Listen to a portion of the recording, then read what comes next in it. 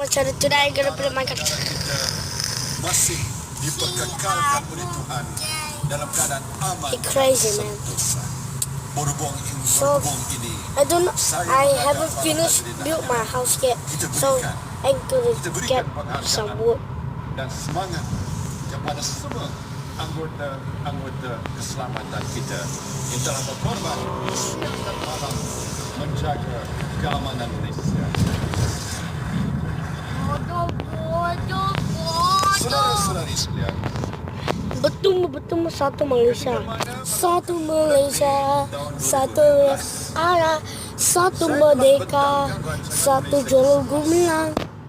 rancangan ini merupakan pelonjak akhir negara memasuki gelap. Langsung itu tanya jalur gemilang. Sekalipun keperluan ekonomi global masih Sakit sambut. kerajaan barisan nasional Oh, semangat jalur gemilang kita membangun jalan jalur gemilang. dan menjadi kerajaan yang bertanggungjawab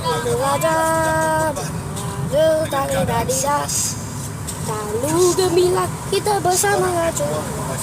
Jalur gemilang. terbanyak pasti didahulukan antara tentang kehidupan adalah bahan tempat bekerja, umum tempat berteduh dari hujan dan panas untuk diri dan negara. Dalam hal ini usaha membina rumah bangku milik kepada rakyat akan tetap kita laksanakan. Contohnya, bagi menghargai penjawat awam, kerajaan telah merumuskan lebih 82,000 unit kediaman di bawah inisiatif perumahan penjawat awam bersama Malaysia. Selanjutnya, kita juga telah melaksanakan projek-projek perumahan milik seperti Prima, Rumah Mesra Rakyat, Perumahan Felda serta Velcra, selain memperkenalkan skim pembayaran deposit rumah pertama dan peruntukan pemulihan projek perumahan swasta terbengkalai. Rakyat Malaysia yang kasih sekian, bila bercakap tentang negara maju, pengangkutan awam merupakan nadi kepada mobiliti rakyat seharian. Public transportation menjadi satu keperluan yang harus dibangunkan oleh kerajaan yang berdaya saing menuju kemajuan. Indeed, the fact is providing an efficient, fast, safe and affordable public transportation is a must for a country that aspires to be developed nation like Malaysia.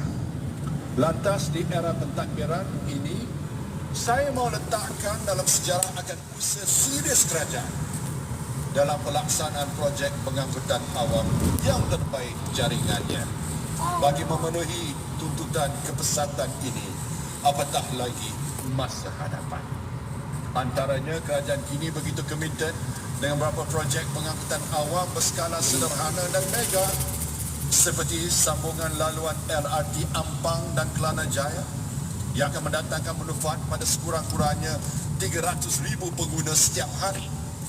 Pada minggu lepas pula, saya baru meresmikan projek LRT 3 bagi jajaran bandar utama Kelang meliputi 36 km mungkin 25 buah stesen yang dijangka siap pada tahun 2020. Laginya, saya secara peribadi dan bagi pihak kerajaan juga rakyat teramai tentunya tidak sabar nanti operasi jajaran fasa pertama MRT Sungai Buloh Kajang yang akan dilancarkan pada 15 Disember tahun ini, insya-Allah. Bercakap tentang hal pengangkutan juga, marilah kita sama-sama beri tepukan perangsang dan syabas kepada kejayaan The Pocket Rocketman, jago lumba basikal negara yang meraih pingat gangsa dalam acara kirim di Tamasya Olimpik Rio, Saudara Azizul Hasni Awang yang turut bersama-sama dengan kita. Tahniah. Saudara-saudari, sebetulnya sejak 59 tahun kita meraih kemerdekaan. Gagasan demi gagasan, rancangan demi rancangan, dan tidak terhitung dasar-dasar yang diperkenalkan oleh kerajaan untuk membina kejayaan negara. Dalam Era kepimpinan kerajaan ini, dasar transformasi nasional turut melaksanakan strategi lautan biru kebangsaan atau NBOS. Syukur alhamdulillah melalui pelbagai inisiatif di bawah NBOS sejak tahun 2009, kerajaan telah berjaya menjimatkan sejumlah 3.5 bilion ringgit perbelanjaan negara melalui kerjasama strategik antara PDRM dan ATM yang telah memecahkan tembok silo antara agensi. Pelaksanaan Pusat Transformasi Bandar atau UTC pula telah memberi manfaat kepada 35 juta pengguna So I want to find bagi a cow. menyelesaikan segala urusan berkaitan perkhidmatan kerajaan. Realitinya, saudara-saudari, saya nak tanya, mana ada negara dalam dunia yang kerajaannya menyediakan pusat khidmat seperti yang beroperasi 7 hari seminggu dari pukul 8 hingga 10 malam, melainkan kerajaan Malaysia. Inilah bukti bahawa kerajaan kita amat prihatin dengan keperluan rakyat demi memudahkan urusan semua. Begitu juga hal ehwal pendidikan, dari peringkat rendah sampai menengah, semuanya percuma. Pada peringkat tertiary, yakni di universiti awal,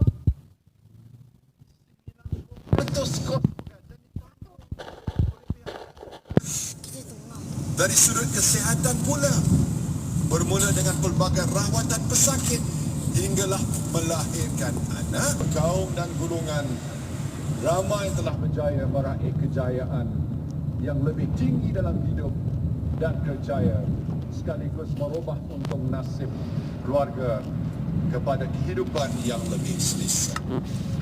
Menengah ke hadapan kita, tidak tiba di detik kemerdekaan dan dekade untuk gagal. Malah juga bahasan untuk melihat Malaysia terus melangkah jauh sebagai sebuah negara bangsa yang unggul dan dapat diperbandingkan di pesada global. Bukan setakat ini sahaja, malah menjangkaui atau beyond tahun 2030. Menyentuh soal ini jika ingin melihat Malaysia kekal merdeka, berdaulat, damai dan tersanjung sebagai bintang yang berkelimpang cahayanya. Moments of unity atau detik-detik kebersatuan perlu dicambah serta disebarkan. Jadinya pada malam ini saya berkongsi kisah-kisah harmonis penduduk Malaysia yang diperlambangkan melalui detik-detik kebersatuan oleh rakyat daripada pelbagai kaum. Kisah pertama, contohnya, pada malam perlawanan akhir Olimpik baru-baru ini, saya dan isteri telah turun padang dataran Putrajaya untuk menyaksikan saat-saat yang mendebarkan. Bujurlah, jantung saya masih kuat lagi. Apa yang menarik dan istimewanya, saya perhatikan pada malam tersebut majoriti para penyokong Datuk Lee Chong Wei di situ. Lee Chong Wei. Di padang Lee Chong Wei di atas.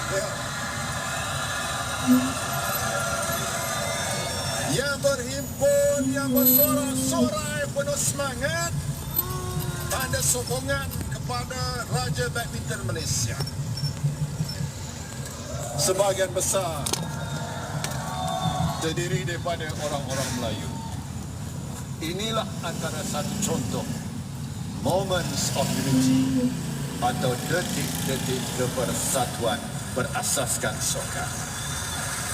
Tak kira pada kita yang kita sorak malam itu seorang wira Malaysia. Sebelum itu, marilah kita beri tepukan tahniah pada Dato' Lee Chong Wei yang datang malam ini. Chong Wei.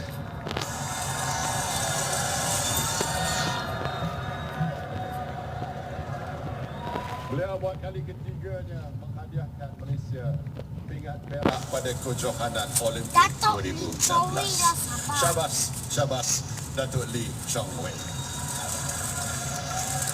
Saudara dan saudari,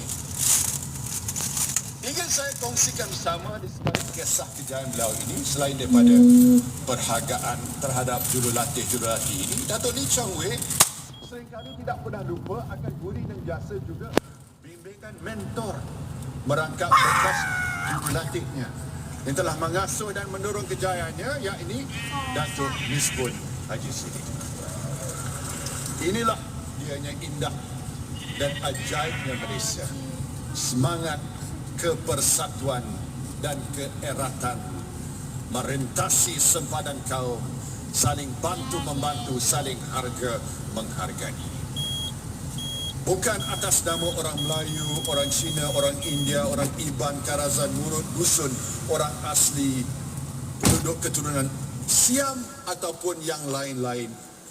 Namun yang lebih mulia dan penting dari itu, semua berpadu atas nama bangsa Malaysia. Tentunya saudara dan saudari, tepukan tahniah kita berikan kepada jago-jago badminton dalam acara beregu lelaki dan campuran.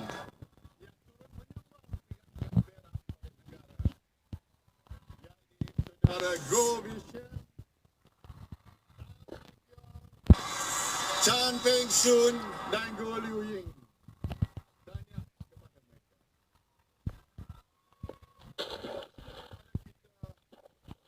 Semua mereka adalah wira dan wirawati bangsa Malaysia.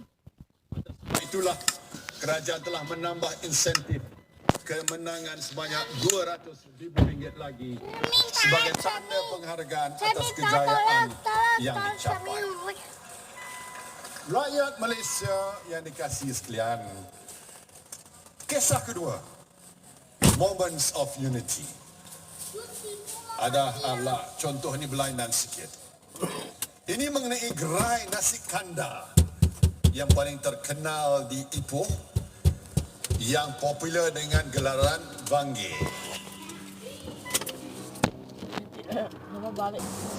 So that is it, guys. I'm gonna end this video right here. So drop a like if you like this video and subscribe to my channel. Goodbye, guys. Bye.